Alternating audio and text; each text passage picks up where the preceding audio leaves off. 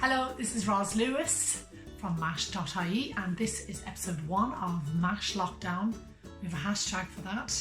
It is, wait for it, hashtag Mash Lockdown, all one word, easy to remember. Plus it gets Mash in there, Mash.ie, don't forget it. Go and check our Instagram page out if you're not following.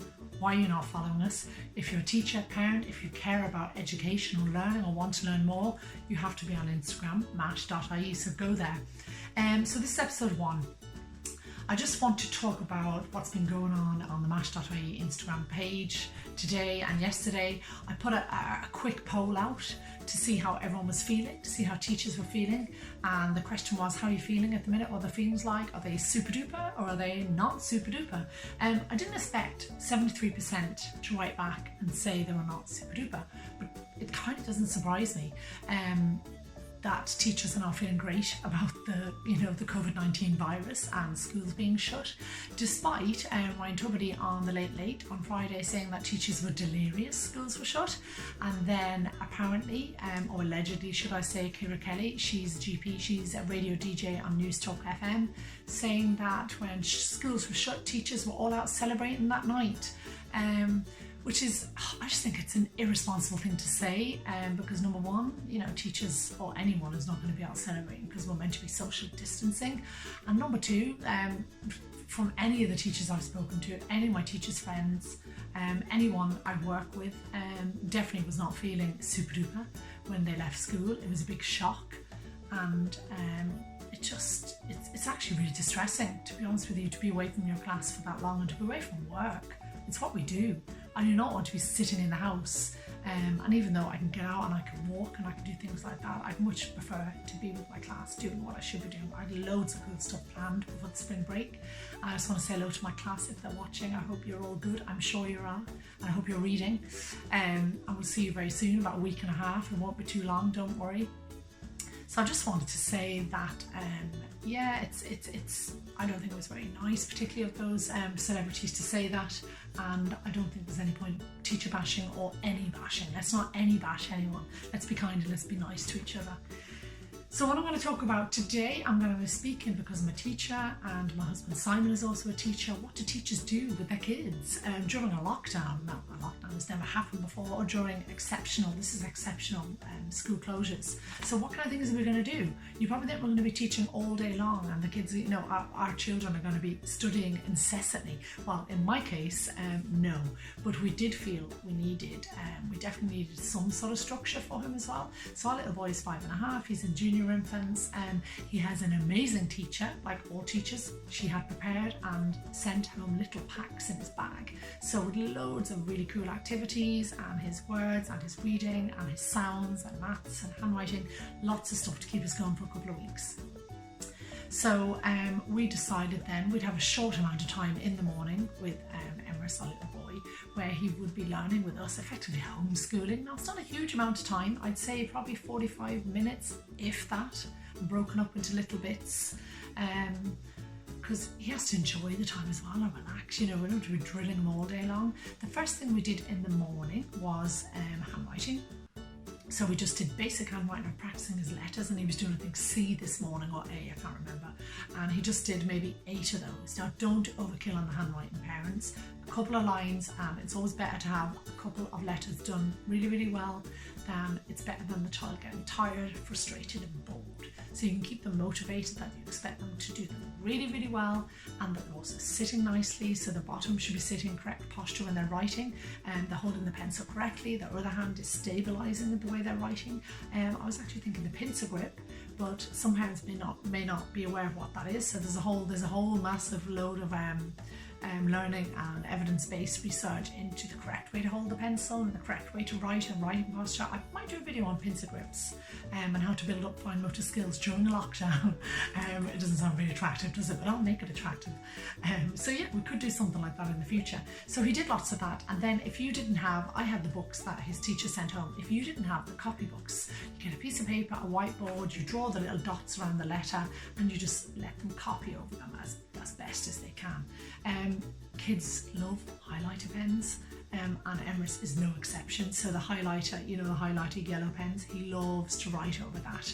And they could use crayons and felt tips and pencils to draw over letter C lots and lots of times. They could do rainbow letters. So there's loads they could do with that. Then we moved on to a bit of Staffall maths, which was kind of, Staffall is interesting, has a lot of good stuff and then a lot of other stuff that's just basically passive entertainment, so just watching, and that's fine too if you're introducing a topic. So he was looking at the number 2 and then he was doing simple addition. So there's loads of activities in Staffall for maths, English, music. It's really good. It's a free app to download onto any tablet. So today we looked at number stories and we looked at addition and we looked at all sorts of things like that, and he seemed to really enjoy that as well. What I really liked about today was that I got the chance to sit with him and see what he's good at and what he needs work on, what he needs to work on. So we're looking at his tricky words. Tricky words are, for those that you don't know, you probably do, but high frequency words, the words that come up most when you're reading a text.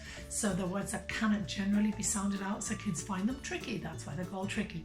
It's a good idea for the brain just to keep memorizing this in terms of visual memory, to keep seeing them in different ways. And there's, again, I could do another massive, I could do so many videos on tricky words. If you go to a website, it's a Jollyphonics website, it's called jollylearning.co.uk, and I will put all the links for Staffall and any resource I mentioned, that all be on our Instagram. So go over and follow, and you'll get all the links to Instagram down below as well. So go to Jolly Learning and they will give you a full handout on the tricky words, what they are and what they should know. So I was able to run through the first 30 tricky words. Generally, the 30 first tricky words are junior and senior infants. Generally, every child is different, but I was able to see which ones he did know and which he didn't have a clue of. And they're the ones I'm going to be focusing on. There's no point me going over the ones that he knows and that he's really comfortable with already. So there's so many free resources on Jolly Learning. You can print them out if you have access to a printer at home, or you can just even write them out or leave them on the screen for your child to read. Then we went on to a little bit of talking, because I would like to, I've kind of forgotten what day of the week it is. Today's Saturday, or today's Sunday, or today is Monday. So I think that's important that we're saying that even for ourselves, you know, when you're locked in, every day rolls into one. So I said to him, you know, what day is it today? What did we do today? What type of weather? So it's the daily news that most teachers would do in the infant classes. And then when we talked about it, I got him to type it out. Now I was using Google Docs, but you can use a Microsoft Word package, anything you want. But the good thing with the Google Docs app is when he was typing in 2J, so he knew it was a T and an O. He knew how to spell today, but then is came up straight away after today as kind of like something, a predictive text, so he was able to click on is. It's really good for word recognition as well. You were able to point and say, there's is, find Saturday. So it predicts 3 or 4 different words on the Google Doc app on the iPad, which was, I thought that was really good as well. So he just wrote 3 sentences. We didn't overkill that. And it's always important that you do the oral language before that. They're talking a lot and then they put their own kind of words and thoughts to paper, or not paper, a tablet, whatever you want to do. You could do this in paper as well. What we did then was we used that text and I sent that through to Simon, his daddy, my husband, and I sent that through to him, and he shared that by email. So he was able to type in Simon and his email come up, and he shared that, and he put a little message with an emoji. Like, it's really good for communication for him learning how to write. And then later what happened was we used an app called Green Screen by Doing. It's $5.49. It is brilliant. You can basically change this background into anything you want. You could be on a beach, you could be raining, and you can add animation and text. Like, you can do loads. It would keep kids fascinated for hours. It's what we call, it's an open form of learning. It's not closed. So it is hitting the 4 C's. Let's see if I'm going to get them: creativity, communication, and I've forgotten them, critical thinking. I can never remember the other one. It's to do with what digital learning or technology and how they can help children. So it's open-ended learning. It's not closed, so it's not one of these apps where he'll be sitting on it mindlessly clicking the answer and he's not actually getting any kind of active learning from it. So Green Screen Doing, he went on, and we will share that on Instagram, and he did a little video and he added animation, and it was very cool, it was very cute. And it's also good for him to keep a diary, because in years to come, a pandemic, you know, when is he going to live through? When are we going to live through? Hopefully we won't, maybe we will, but it'll be good for him to look back in a few years, and for us to look back and kind of have, in terms of history, to have evidence, historical evidence of that. Then we did a little play of Jenga. Jenga's great fun if you have it. Toy shops are all open at the minute. You can keep your social distancing, stay way back. You can buy your Jenga. It's a really good one to have if you don't have at any age. Then we had a spot lunch. And then that was it really. He's now going to have an hour or two of TV. We normally wouldn't put as much TV on because we wouldn't have the time, but I do think needs must, because I have stuff to do. I'd like to exercise, I'd like to get out of the house, go for a walk, there's things that I want to do. So it's a useful babysitting tool, and I'm not judging anyone, so don't judge me. We all have to do what we have to do, don't we? What we're going to do on the Instagram stories is we're going to put up various questions, kind of looking for your feedback and what you think, and then I'll be kind of calling out different ideas on these videos. And the next one we're going to be looking at is we're thinking of doing an indoor parade ideas for St. Patrick's Day and Tuesday, and how can we make it as fun as possible without killing ourselves with effort. So we don't want to spend the whole day on Monday planning and then just be so tired to enjoy it and choose it. Simple ideas. We would love your simple ideas that parents and teachers can do easily at home with a child, and we will share them here. We'd really love that. So we'll be adding that as a question feature on our Instagram stories and also in our post, and you can put comments down here if you like as well, if you have any cool ideas for that. So that's it. I've come to the end.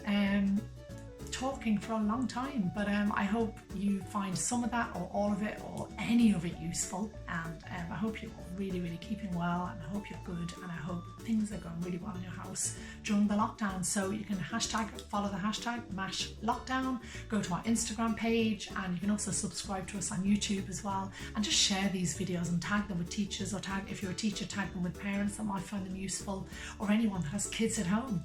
Okay, looking forward to speaking to you the next day. Bye.